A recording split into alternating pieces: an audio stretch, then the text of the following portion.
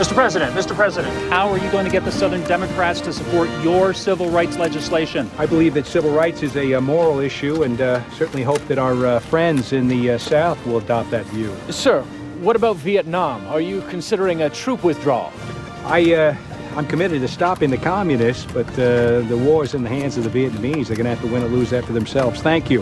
No timeline then. What happens if the legislation stays stuck in the Senate? Is this still a war we can win? When you look at the checklist of all the themes you look for when you start a drama, again, this is like a 10 out of 10 checklist. Ambition, jealousy, betrayal, tragedy. The list goes on, and you'll find it in the Kennedy family. I mean, that's what is so unique about the family and about this opportunity to do this show. There's so many stories about the Kennedys. There are, first of all, so many Kennedys to deal with. We've selected, the 4 or 5 that we're concentrating on. But at first, when you say 8 hours, that's a lot. We'll be able to cover a lot of material in 8 hours. You realize 8 hours is really just the tip of the iceberg. There's just so much that you really have to start to think about, where you want the story to sit. Ultimately, the balance was to give an audience the sense of history that was happening in this fairly limited wedge of time and let them appreciate that existing in those sorts of corridors of power where huge historic decisions are made by people who also have private lives and fathers and wives and children. And it's an overwhelming enough prospect to try and balance family. But when you throw it on this kind of historic stage, it's amazing. Some of the incredible things that Jack and Bobby were dealing with at the time, then you forget that, they had to get up in the morning and put their pants on one leg at a time, and they had to deal with family matters that you just, you wouldn't necessarily think that a president would have to be dealing with while he's also trying to contain nuclear war. And I was really grateful that Joel Surnow and John Cassar really wanted to go in a different direction with this piece. I felt like that's what set us apart. This is not just another dry political drama about the Kennedys.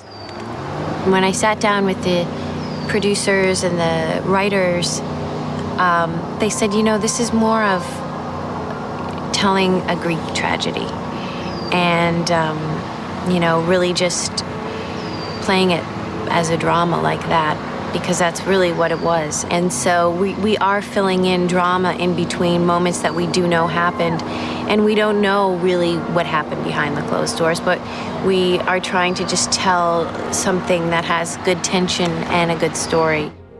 People talk about the curse that seems to echo down the generations of the Kennedys, and in a certain sense it's true. And if you're going to see it in a kind of Greek tragedy sense, there isn't a better sort of patriarchal figure than Joe Kennedy.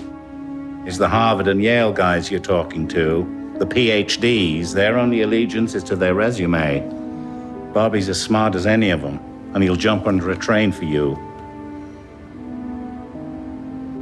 I'll think about it. No, don't think. Get it done. Got lots of other work to do.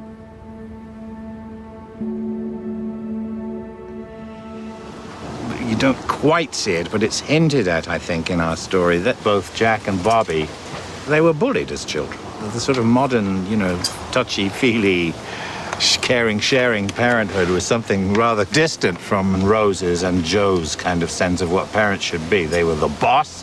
Whatever they said, you did. And if you didn't do it, you got punished.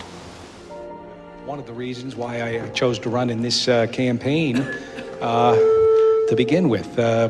Having won the war, we must now win the peace. John F. Kennedy was a congressman who describes himself as very wooden and awkward in front of a camera, and that exists. There's no question this was not the guy who grew into the presidency. The guy who grew into the presidency had great confidence and a great ability to communicate to not only a large room full of people, but to the television.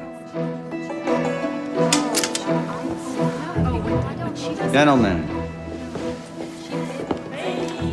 sorry I'm late. Use these. What for? You're a war hero. Look like one. Oh, We wanted the first couple of episodes to show that Jack was not a natural-born campaigner. He wanted to be a professor. He wanted to be a writer. He did what he did because that's what his father wanted. He came to embrace it. He came to realize how significant a role he could play, but that took some time. They'll tell you they want less jobs. They want more jobs. Greg has just inhabited JFK. He's become JFK in the way he looks, in the way he speaks, in his mannerisms. And it's just very exciting for me to watch him sort of become him every day. You know, not all of us are actually handed the opportunity to play the guy. So once you start digging in and once you start examining who he is and kind of what he is, the story becomes deeper and richer and more interesting. The sense that maybe he gave the country, the sense of purpose and the sense of enthusiasm he was able to incite was, I think, much needed at that time. It's an overwhelming task in the sense that me, just like everybody else, has a very clear sort of indoctrined idea of who he was and what his presence was. It is my interpretation as best I can of trying to find something that feels honest and feels truthful. The key fact that I needed to learn about was how much pain he was in at all times in terms of his lower back injuries and his Addison's disease and a number of illnesses that he was plagued by his whole life. Our intention was, of course, to help the Cuban people free themselves from the communist yoke. I listened to more Jack Kennedy than you can possibly imagine and tried to, without emulating him and without doing an impression of him, just instill something that felt authentic.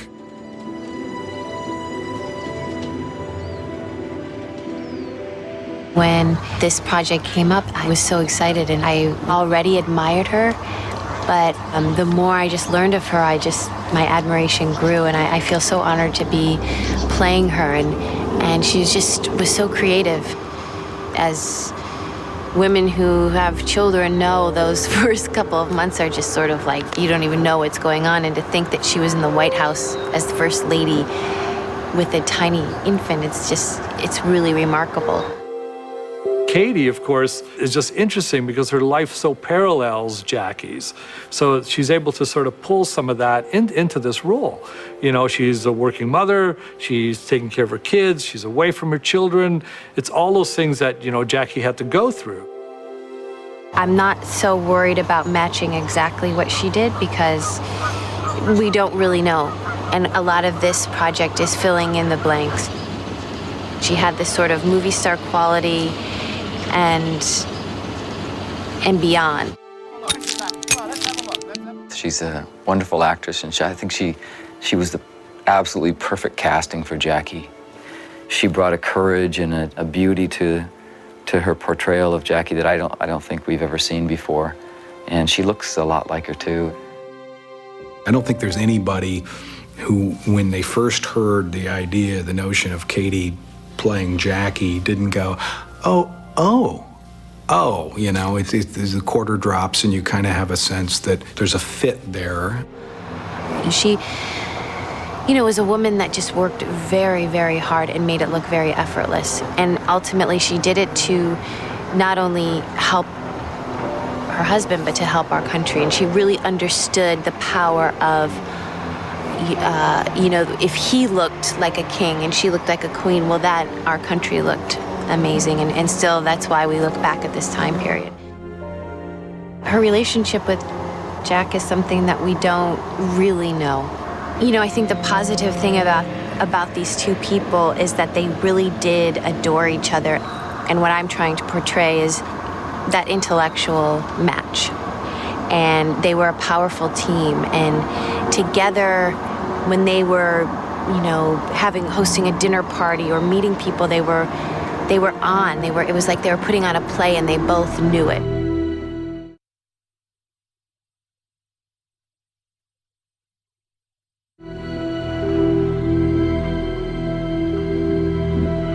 Bobby was a very intense character, and he was where he was during the administration and during the campaigns to protect his brother. When John Cassar and Joel Cernell first called me and asked me to take on the role of RFK, I knew that it would be an incredible opportunity, but I also knew that it would be, really big shoes to fill each day.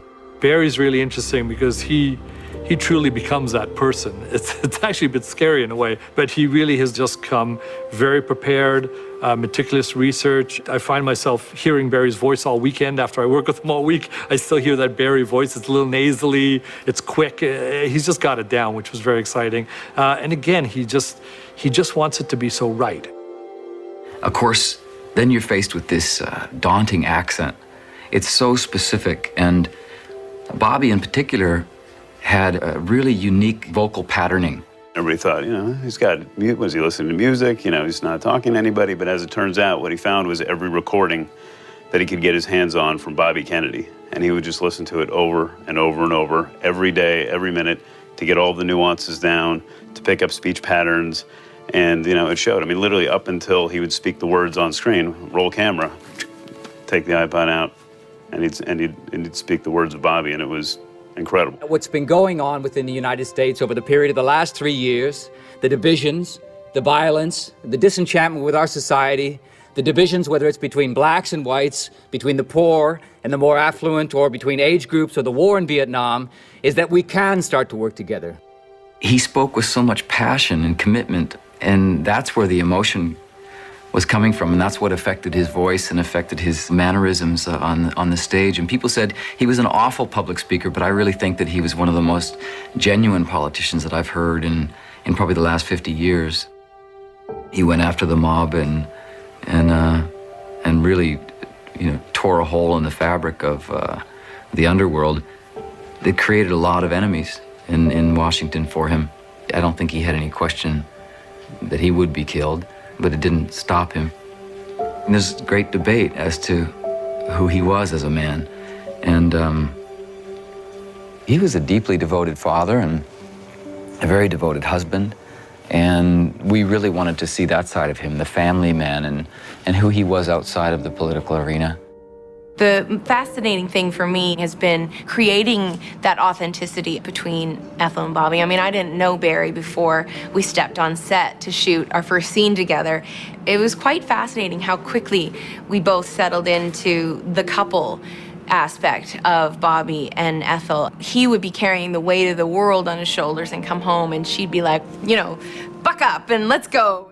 He just saw the world in, very good versus evil terms. And I think he really got that from his mother, that moral righteousness. And he got his ruthlessness from Joe.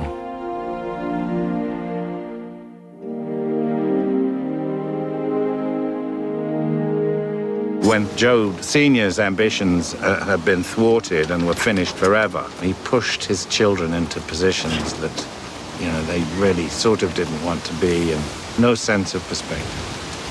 There was the Kennedys and the rest weren't worth anything. Our story really sits in the fact that Joe really was the push behind all of the Kennedy boys. And it was really his ambition that pushed all of them to where they were, really pushed them into the presidency, all from a very young age. Now, if you boys don't remember anything else I say, remember this. It's not what you are, it's what people think you are. And with the right amount of money, you can make them think whatever you want. We're on our way, boys. This country is ours for the taking. His worldview was kind of propped up by the triple stanchions of ambition, money, and family. And it's almost like medieval in its simplicity. You don't believe that God had a hand in all this? Oh, absolutely. Here is God's hand. My hand. It's not to do with his intellect or anything like that. That's subjugated to this monster ego who had, who sort of thought like the Borgias, everyone else can go to hell except my family, which is going to the top. It's amazing that this man with all this ambition for himself and then for all his boys had to end up sort of, in this wheelchair, a shell of a man, and all his boys, had passed away. with Joe, there's very, very little of him on film. So that, in a way, is in my favor, that I'm playing somebody who nobody really knows, A, what they sounded like, and B, quite what they look like. But although I didn't speak in my English accent, I gave him that sort of slightly kind of New England-y kind of feel to how he sounded like. I let the magic of the wardrobe and makeup sort of do the rest. These were the sort of defining characteristic of Joe Kennedy's sort of round spectacles, which he wore all his life. So you just kind of figure, well, you put those on, you're home and dry.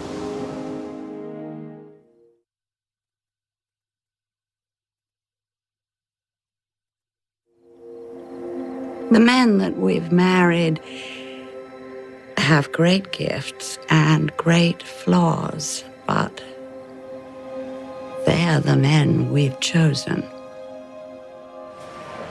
When you're asked to play somebody who is a real person, one of the issues that you have to address is whether you're going to attempt an impersonation or an interpretation. He gave you, a Catholic, the most important diplomatic post this country has to give. People will think you're ungrateful if you come out against him. You'll never be able to hold your head up again. I don't care what people think! I started off using much more my own voice range and then went higher as she got older. And then, of course, there's the famous Boston Bobby, and arms, and charms, and father, which is difficult for an English ear because it sounds a bit as if you're doing too much, so I had to embrace that and then keep checking and listen to her voice. He dedicated his life to you boys, and this is what he gets for it. Can we talk about this a little later? There is nothing to talk about, Jack. Well, I don't... I never thought that I would say this, but I am very disappointed in you. She was a very, very powerful figure in the family. Those boys were a bit scared of her. Out of her 9 children, Joe Kennedy Jr. has died, Jack has died, Bobby has died, her daughter Kathleen Kit has died, Rosemary has been lobotomized. Her husband Joe's had a stroke. This woman lived through almost gothic tragedy, one after another, and yet she has extraordinary composure. This is a woman of indomitable spirit, and in a certain sense, the spirit of an era. Cut. Diana had the voice down, she had the crackling voice down, even just her body posture between the different, eras, she was able to do that and just brought a wonderful energy to the part and gave her the strength. I mean, Rose was really quite strong. She was the cornerstone of that family, and Diana's just like that. My feeling always is that it's much, much easier to play leading roles because you get lots of goes and lots of chances to do lots of different things than it is to play the small role. And the person who can play the small role and bring it to life is doing a marvelous job. That's what I tell young actors when they ask me.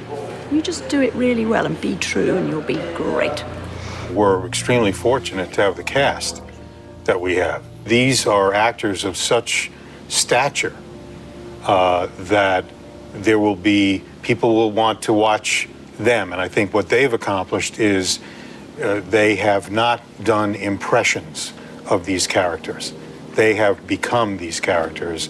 And I think as this miniseries moves on from episode to episode, people will accept them as the Kennedys themselves because they've done such a terrific job.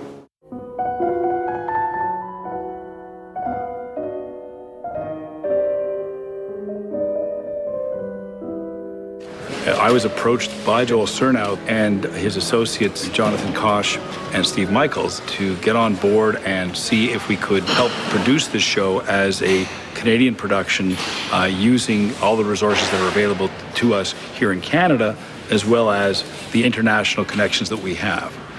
We wanted to work outside the studio system just for more creative autonomy and Asylum, myself, and Muse all forged together. They sort of become the studio entity to produce the show. So the goal, guys, is that we start like this, really claustrophobic, We have no idea where he is. And you'll see there's a point where he kind of slides over. Okay? John is a terrific director in the sense that there is nobody more informed, I think, than him, just in terms of his research that he's done, in terms of his knowing the accuracy of any particular scene that we find ourselves in. I mean, he dove in quite deep in terms of every detail. He's got this 500-page script that he's got to, have all of the pieces of the puzzle. He's juggling it all. And, we're kind of hyper-focused on our individual characters and their relationships with one another. But, he's got the entire vision that he's bringing to the table every day. And yet, he was always so happy and so much fun to work with. I think at some point you have to realize that you're not going to replicate history exactly the same. But we are going to make all the best efforts we can to do that. And we have. And we have in our production design, in our lighting, our wardrobe, and unbelievable attention to detail. We're not making a documentary, but what we do want to do to support all of the narrative and all of the textures of the period is to work back from the smallest detail up to the largest environment. We set? And action! Yes, Mr. Director. I have news for you. The president has been shot. Because the script is so strong, the characters are so strong, it's a real character piece. I think to do like an overly stylized type of work would take away from sort of the heart and soul of the story. So I've chosen kind of a naturalistic sort of approach. It's a very opulent family and, lots of brass and chandeliers and crystal and that sort of thing, big wood environments of the era. So I try to shoot sort of very classic and draw the environments into the shooting and almost create the environment as another character. Jason, he does a lot of leading on his left arm. His right hand, left. Yeah, like that. Just do that. I just want to see the furthest we can get. Tighter side. Like that? Yeah. A little somewhere there. I think that's good when we just start to peel through. Let's see how that lines up for us. Okay, that's great. There's a number of situations in which we're trying to recreate a very iconic image. The Oval Office really stands out because that's where we have the biggest percentage of classic, iconic photos that were in, all the big magazines at the time, Time, Life, all those sort of things. And we work very hard to sort of create sort of matching angles and images to that. Again, I think it just puts our audience right into the story, and it's a good sell for kind of recreating a part of history, which is fascinating. Being here in Toronto with this super, super crew, just full of kind of admiration and gratitude for the niceness and competence and patience and expertise. I think Canada should be proud of them because they're brilliant. If I could take them with me on everything I did, I would.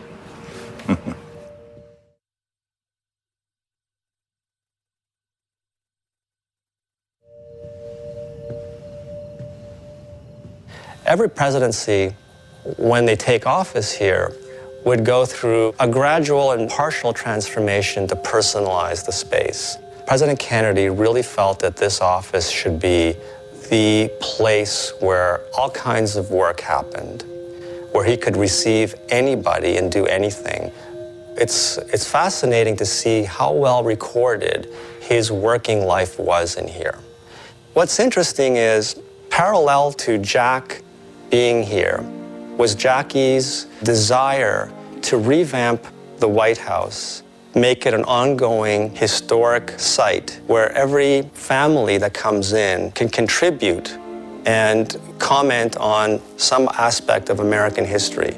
So the curtains and the carpet, for the most part, were left over from Eisenhower. The desk and all kinds of pieces around the room became Jack's contributions.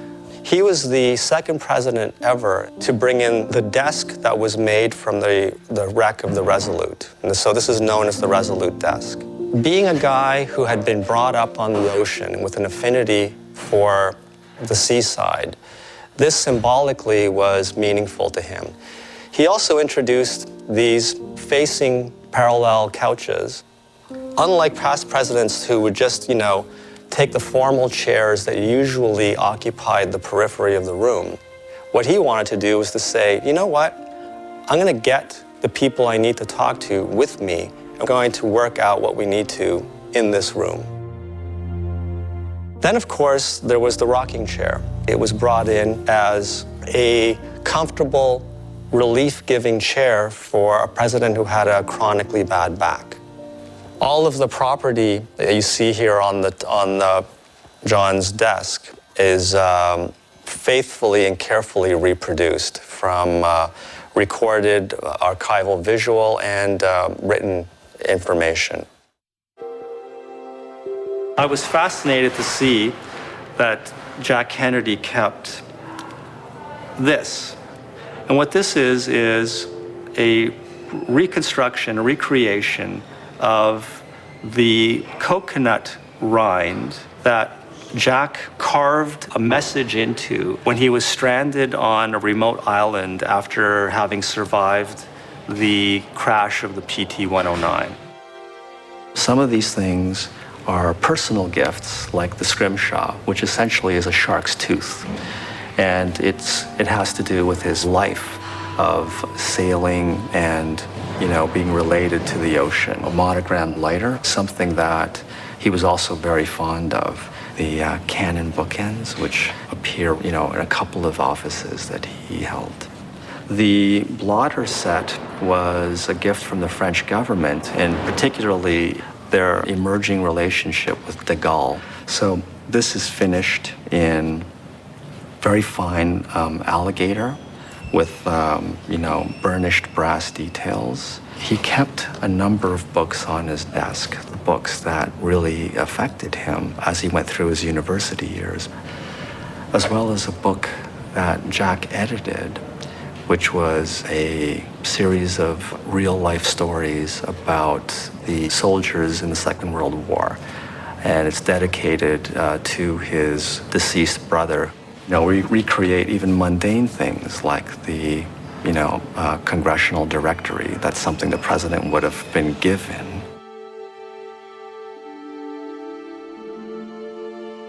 So welcome to our Hyannis Port set.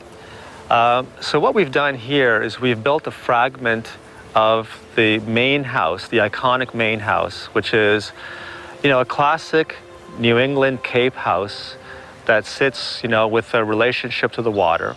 There was a lot of discussions early on about how much of Hyannis Port, which is a big house, we were going to build. It's such a distinctive building that we couldn't find anything. So were we going to build the entire front, which is a couple 100 feet across? That's a big build. What we decided to do was actually to just build the front porch where everyone hangs out, a little bit to the side with the driveway. And when we go wider in these shots, then what you'll see is a CGI house that'll match our set piece perfectly. The visual effects that we're doing are what I call hidden effects. And actually, if we're doing our job, you don't see them. Everything has to play as 100% real. And if you can tell if it's a visual effect, then we're not doing our job. The essential ingredients were finding a place that allowed us to bring a car in to the corner of the house, to have this expansive lawn for famous football games, and the relationship to the water. So we had the beachfront as well. One of the famous things documented for the Kennedys is the circle at the end of the drive. There's so many photographs taken, a little movie shot of all of the children in the Kennedy clan running out to embrace, either Jack or Bobby, whoever was coming home. In our story, we see some of the picture vehicles there because we have different people arriving for different scenes. Very much this was a house and a home made by Rose Kennedy. So a lot of the decor and detail touches are very much inspired by her character. Perhaps even more than the White House story, the Hyannis Port, represents the real family legacy of the Kennedys. I will uphold the traditions of my state, and I will honor the history of this fine university. Americans are free, in short, to disagree with the law but not to disobey it. We chose to tell the Ole Miss story because it was the one explosive moment for the administration as far as the civil rights issue was concerned. And so we felt that it was, just on its own merits, the most dramatic story along those lines we could tell. There are plenty of Negro schools out there. Are you sure you wouldn't be more comfortable with your own kind? Sir, I'm a citizen of Mississippi. I am with my own kind. Jack also had to deal with the political ramifications. It's how do I accomplish what I want to see happen, which is Meredith get in, without A, wholesale bloodshed, and B, losing my political support that I desperately need to have. He did it, and there was violence, there were deaths, but it could have been a lot worse. We're in a very good place as to what the location looks like, what the people are going to look like. We're really good at that, but I need to concentrate on what the feeling was like, what those people were feeling, what this kid, in face of all that racism was doing, standing there, insisting to get into this school. So that's really what I want to dig in. Action. Okay? Quietly. Action. Good. Hands up. That looks fantastic. And listen to this.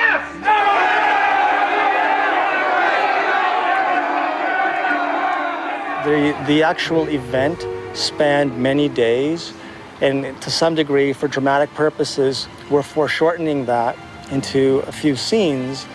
So I know a number of the details are going to be crushed together and commingled when they would have been quite separated and fragmented over a larger period of time. But that's just kind of the way it works, telling these stories. When you have mobs of hundreds of people, they come with crowbars and metal objects, and they'll pry a car apart. This scene here, this car here, is pretty well matches what it looked like in Ole Miss, what they did.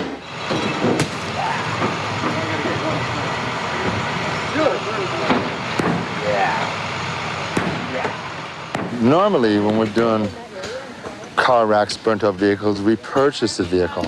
I've rented this. It's a rental. And I'm gonna give it back to him as a rental, and we'll use it again in future projects as a burnt-out vehicle. And that was the deal.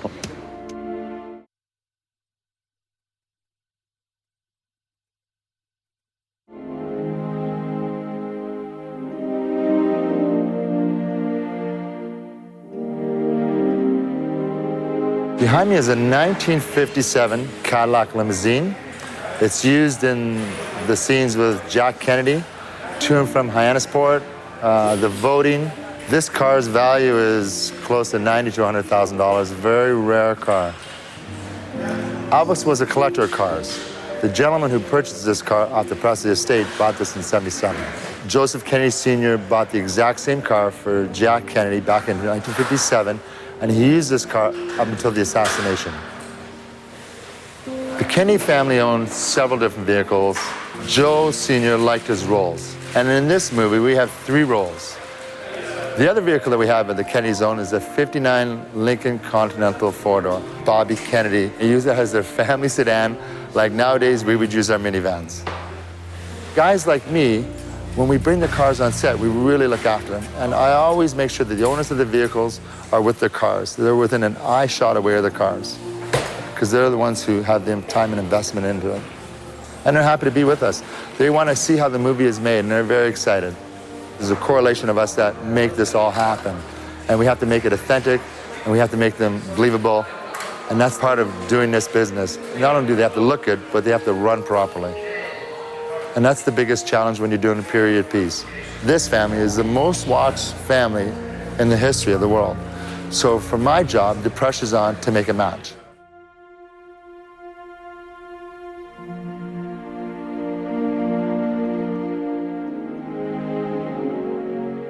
This project is a very large, expansive project covering many decades, all of which and any costume designer, I would imagine, is very interested in. The leads approximately had between 45 and 50 costumes apiece. So that would be 300 for Jack through to Bobby, Ethel, Rose, Joe, and Jackie. And then the background, probably we dressed another 3,000 people. When Jack was elected president, Jackie was aware that she needed to wear American-made clothing. And so she collaborated with Oleg Cassini, who was already a well-known designer. The gowns were always very streamlined. Often the bodice and the skirt were very similar shape. They would change the colors or add a bow or a simple detail. The actual construction of such a simple garment has to be perfect. The lines have to be perfect in order for it to fall properly and to look good on the individual. Katie had certain things that she really was attracted to, and so she's always been very receptive and positive with all the things that we've presented her. Everything that we've constructed for her has been made according to documented photographic evidence. This is the inauguration coat. Jackie stood out in this garment because most of the women wore fur or very heavy-looking dark garments, and she was wearing this beautiful cream cashmere coat and hat with a sable collar. She's known for the pillbox hat, which was her signature. At the time, people often wore their hats right on the top of their head, but her style was to wear it further back.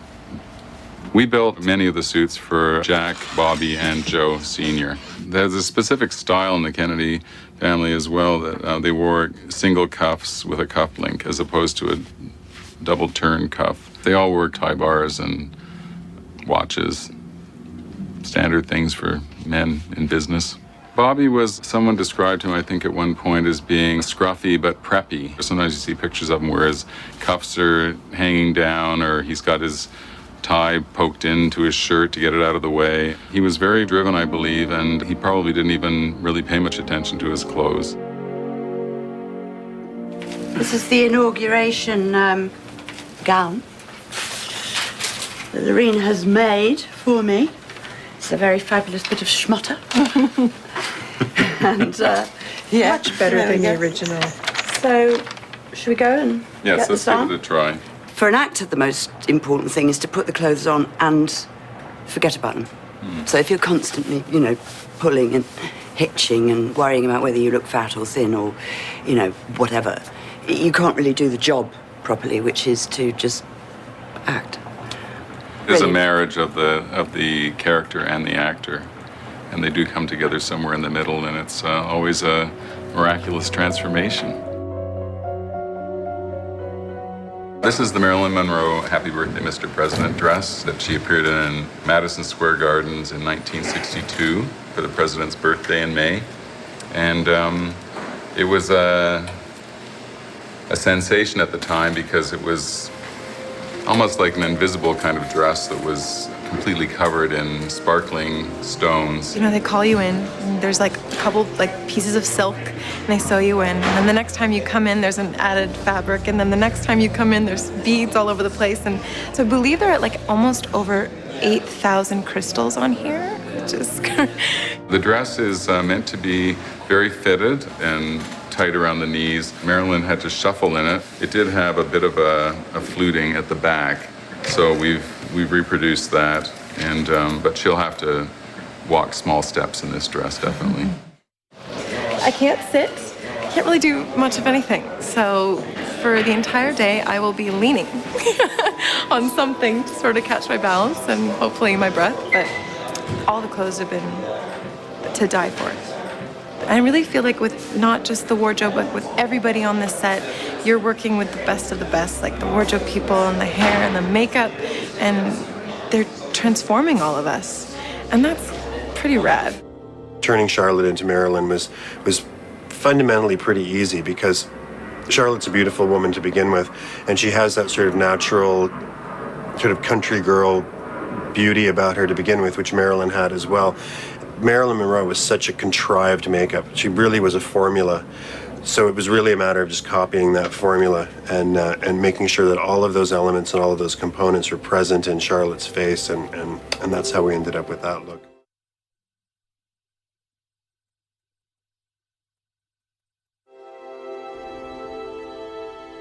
The main objective in designing the makeups for this. We were trying more to design a look that when the audience is watching this, they'll say, I never noticed how much Katie Holmes looks like Jackie Kennedy, or I never noticed how much Barry looks like Bobby, rather than trying to make them look like identical lookalikes. It's just, it would never happen. It would be, it's too complicated. They don't look like them enough to begin with, and we'd lose the actors underneath all of the makeup if we chose to go in that direction. It's really important to have that mask, because it really allows you to total freedom to explore and create and not feel vulnerable or self-conscious. And these guys are just absolutely legendary, iconoclastic, figures in our history, and so it's easy to get under your skin. It was really exciting for me because it was kind of like, putting on the armor for battle. Barry's makeup is a combination of 4 things. It's a combination of a silicone nose that we apply every day. Christian Tinsley made a beautiful nose for me. He's got dentures as well. Bobby had a very specific look to his teeth. Actually, all the Kennedys did, for that matter. And blue contact lenses that we use on him. The 4th element of Barry's makeup is the essence of changing somebody's face with contour and highlighting. In the Katie Holmes makeup, the Jackie makeup, one of the things that really stood out to me when I looked at Jackie's the photos of Jackie that we had in our research was Jackie had very, very wide set eyes. Katie's got basically the perfect structure to her face. Everything's exactly where it ought to be for a perfect beauty makeup. But that's not really what Jackie was. So I had to try to restructure Katie's face. And then once that was achieved, then the makeup was applied as if that was the structure of her face to begin with. Diana and Tom's makeup were probably the most complicated makeups that we did. Through a series of wigs and bald caps and aging techniques, we took Tom from a fairly early age in the story to into his 80s after Joe Sr. had his stroke. The challenge of working on a project like this is number one, it's a period project. So we've got to accurately represent the periods as we move through them. We kept the essence of who they really are and tried to sort of infuse the essence of who they're trying to portray. I think anybody who has ever had father issues or mother issues can relate to some of the things that these people went through that they would have gone through whether they had been accountants or lawyers or anything. But you don't think of it as President of the United States having to worry about what Dad thinks, and yet that was a very strong component of what he had to go through. There are people who have an image of the Kennedys that they don't want tampered with. We didn't set out to tamper with the image.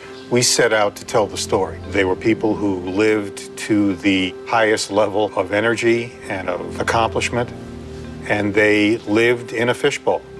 And I think that whatever challenges they had tended to become very, very public, or the making sure that they didn't become public.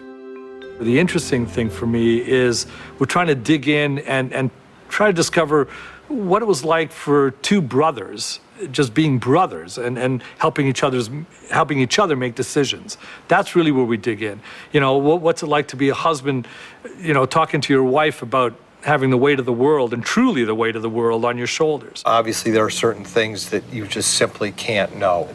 Jack and Jackie talking in the privacy of their own room is not a matter of the historical record, but what happened in the cabinet room and in the Oval Office and the decisions that were made at the Bay of Pigs or the Berlin Wall or the Cuban Missile Crisis, these are things that can be supported. We had to compress time frames, we had to limit the number of personalities that were shown, and we had to keep the storyline flowing in a way that an audience could understand it in 8 hours.